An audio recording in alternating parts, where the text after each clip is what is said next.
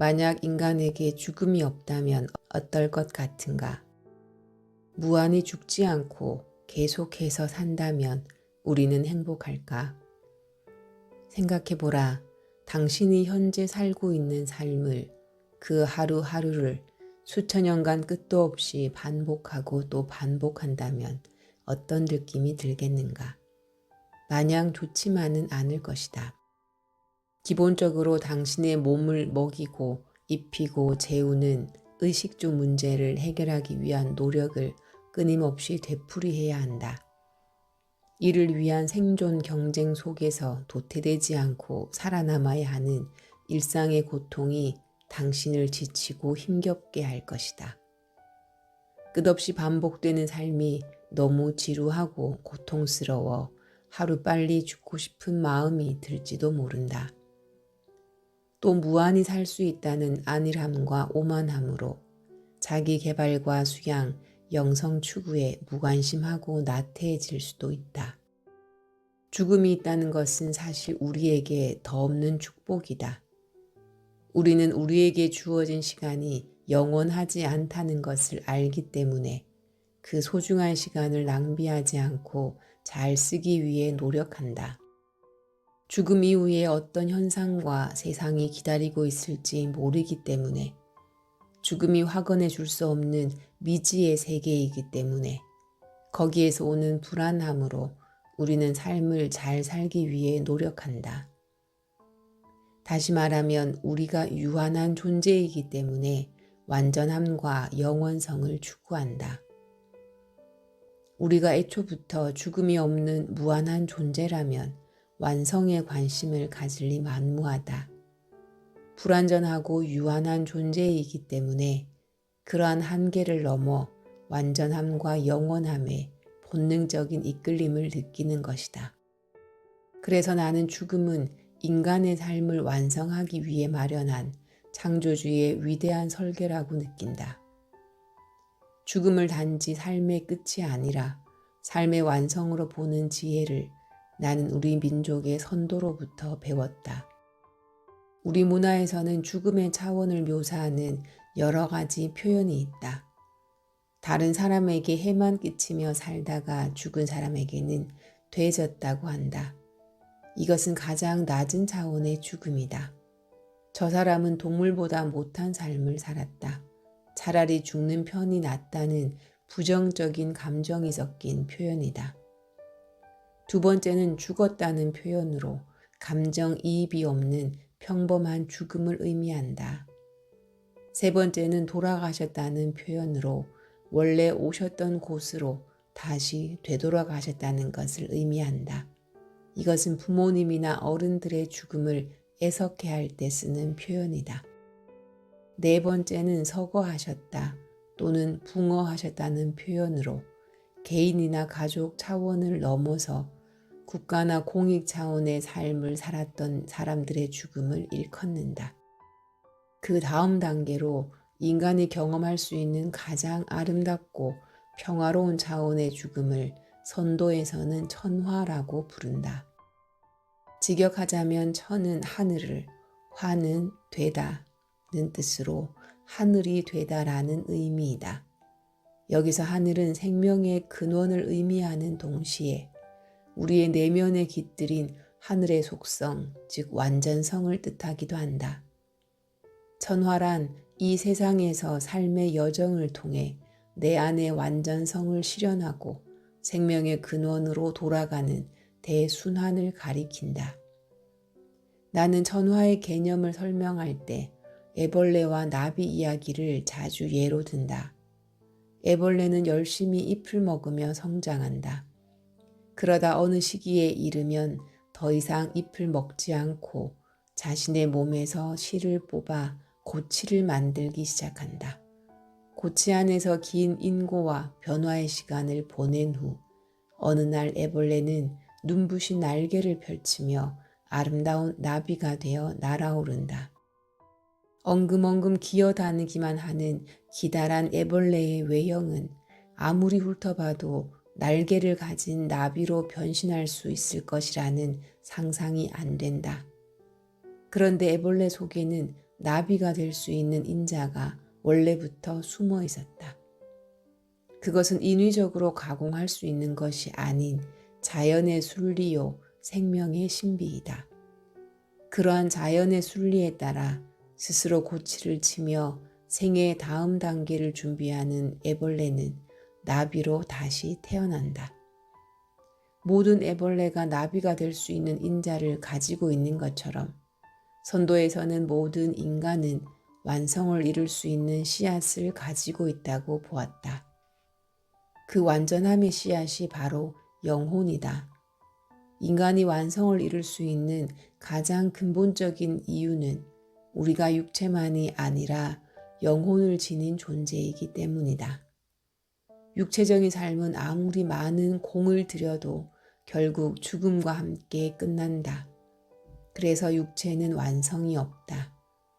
유한한 인간의 육체적인 삶을 넘어 무한한 영원성에 접근할 수 있는 것은 오로지 우리 영혼을 통해서이다. 당신이 성공을 넘어 완성의 가치를 추구하고자 한다면, 죽음의 순간 진정한 마음의 평화를 원한다면 스스로에게 이런 질문을 던져보아야 한다. 나는 육체를 중심으로 하는 삶을 살 것인가? 아니면 영혼을 중심으로 하는 삶을 살 것인가? 물론 우리는 몸을 지닌 존재이기 때문에 운명적으로 영혼의 욕구뿐만 아니라 육체의 욕구도 돌보고 만족시켜야 한다. 중요한 것은 무엇이 중심인가? 무엇이 당신의 삶을 이끄는 동력이 되게 할 것인가이다.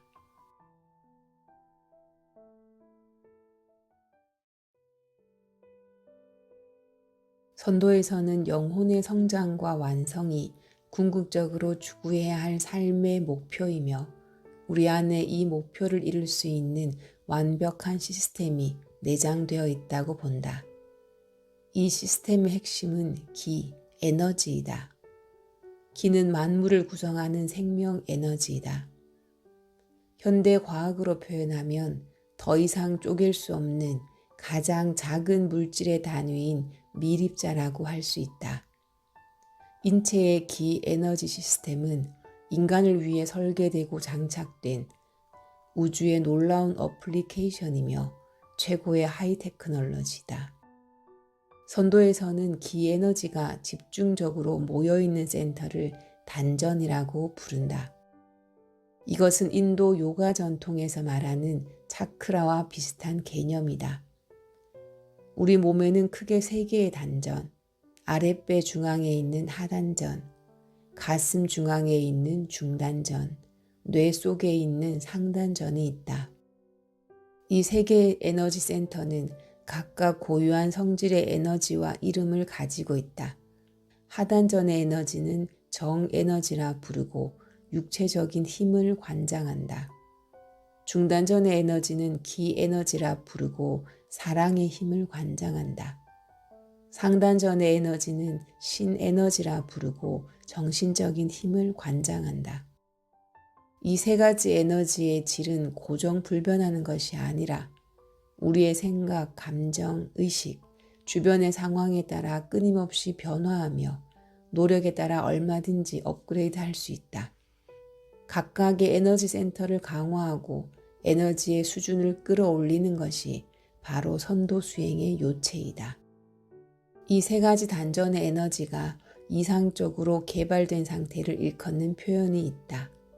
하단전의 정 에너지는 충만할수록 좋다고 하여 정충이라 하고, 중단전의 기 에너지는 어른스러울수록 좋다고 하여 기장이라 하고, 상단전의 에너지는 밝을수록 좋다 하여 신명이라고 한다. 정충, 기장, 신명, 이 3가지의 인체 에너지 개발 단계가 중요한 이유는 이것이 영혼의 완성과 전화를 위한 구체적인 수행 방법이자 단계이기 때문이다.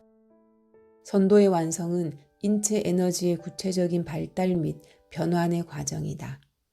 먼저 하단전의 생명 에너지가 충만해지면 이 에너지는 중단전의 영혼의 에너지를 성숙하게 만들고, 성숙한 중단전의 에너지는 머리로 올라가 뇌 속의 신에너지를 깨우고 밝게 한다. 이 에너지 발달의 마지막 단계에서 영혼의 에너지와 신성의 에너지가 만나는 것을 선도에서는 신인합일이라고 부른다. 인간의 에너지라고 할 수 있는 가슴 속의 영혼과 신의 에너지라고 할 수 있는 뇌 속의 신성이 만나서 하나가 되는 것을 의미한다. 마치 모체의 자궁에서 정자와 난자가 만나 태아가 되듯이 뇌에 있는 상단전에서 영혼과 신성의 에너지가 만나 하나가 된다.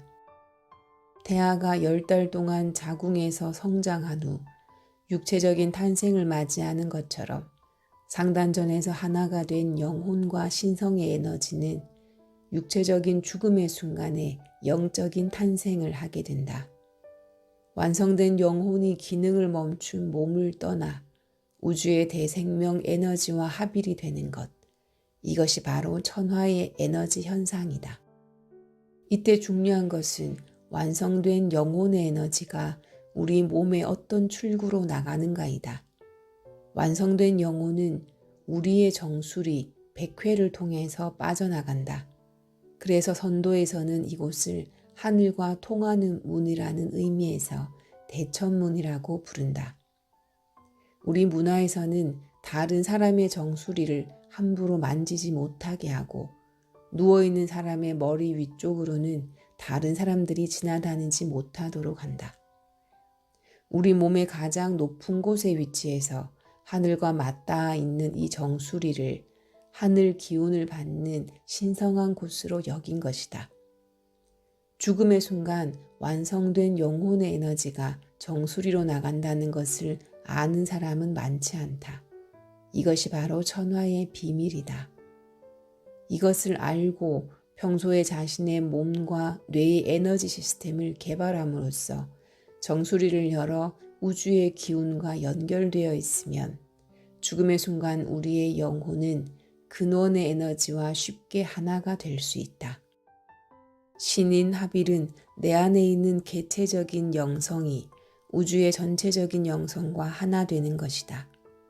그러므로 삶에서 나라는 개체가 전체와 연결되는 것을 느끼며 신성을 경험하는 모든 순간은 곧 신인 합일의 순간이라고 할 수 있다. 이것은 깊은 명상을 통해서도 경험할 수 있고 일상의 순간을 통해서도 경험할 수 있다.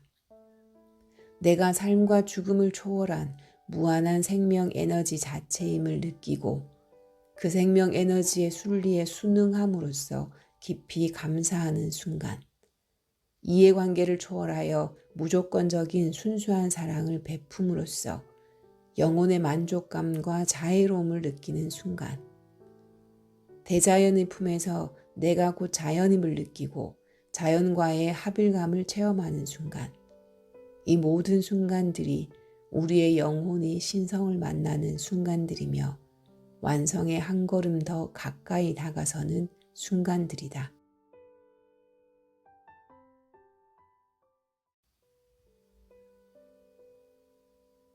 모든 사람은 지구에 왔다가 언젠가는 다시 하늘로 돌아가야 한다. 그런데 그 하늘을 모르고 땅만 안다면 땅으로 밖에 갈 수 없다. 육체는 땅에 속한 것이고 영혼은 하늘에 속한 것이다. 그래서 우리의 육체는 땅으로 돌아가고 영혼은 하늘로 간다. 이것을 혼비백산이라고 한다. 죽음의 순간 몸은 흩어지고 혼은 날아간다는 뜻이다. 그런데 하늘을 알지 못하면 하늘로 돌아갈 수가 없다.